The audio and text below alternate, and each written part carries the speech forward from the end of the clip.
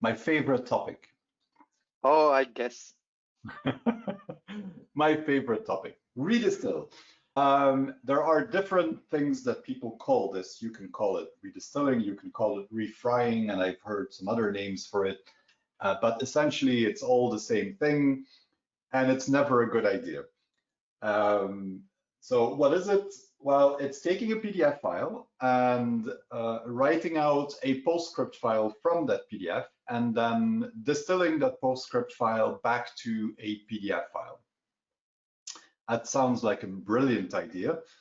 Why would you do that? Well, of course, there is usually a reason why you would do that. And the reason is usually that there is a problem with the PDF in the first place. So I have a PDF, I can't print it because when I send it to the RIP, it will crash the RIP or it takes too long or whatever. So in order to fix the problem, I'm going to redistill it. And some popular tools even have specific functions for that.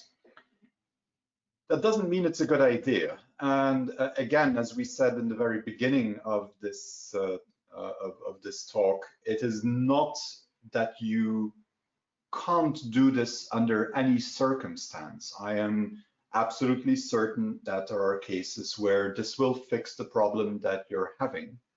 But it is not a good idea to do this for all the files that pass through a workflow. Why does this work? Why will the Redistill fix the issue in the first place? Well, it is because converting from PDF to PostScript forces whatever process does that, typically Acrobat, for example, it forces a conversion from all the very complicated PDF constructions you can have in a PDF file to PostScript constructions. And PostScript constructions don't go as far as what is supported in PDF. PostScript is older, it wasn't maintained the way PDF was maintained.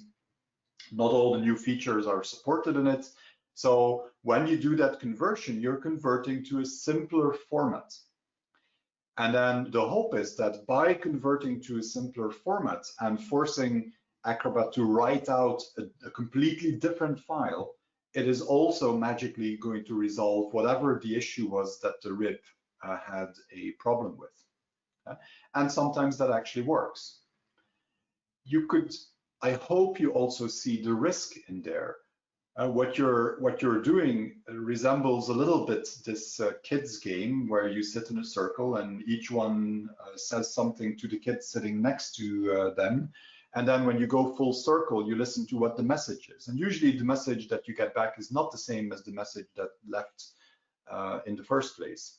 That is exactly the same here. The risk that you have is by doing this conversion, you're going to degrade the quality of the PDF file. And the very bad thing is that you're not going to know how you degrade it. So if you do this to fix a problem, you always have to do a visual inspection to make sure that doing this kind of conversion didn't introduce other problems than the ones that you tried to fix. It is quite common, for example, to see problems with transparency flattening because PostScript doesn't support live transparency. And by going PDF to PostScript to PDF, you're forcing Acrobat or whoever does the conversion to flatten all the live transparency in the document. We already said that it's not a good idea to do transparency flattening if there is no good reason for it. It's a very complex operation, and I can't stress that enough. But it's not just transparency flattening. You're also going to modify color spaces in the PDF because PostScript doesn't support everything PDF supports.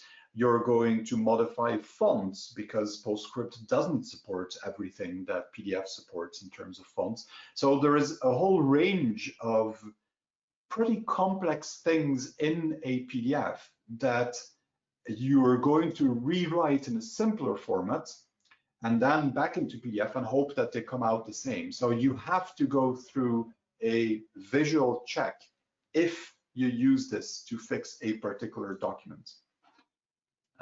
And what I understand is that you would do this for a particular document that you have a problem with. What I don't understand and never will think is a good idea is that you would do this for all files in a workflow. And it is something, unfortunately, that I still see where people go like, oh, but this fixed my problem.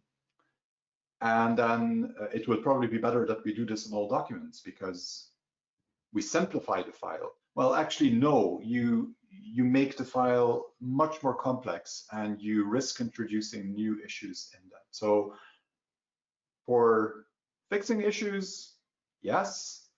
As a general idea for your workflow, please no.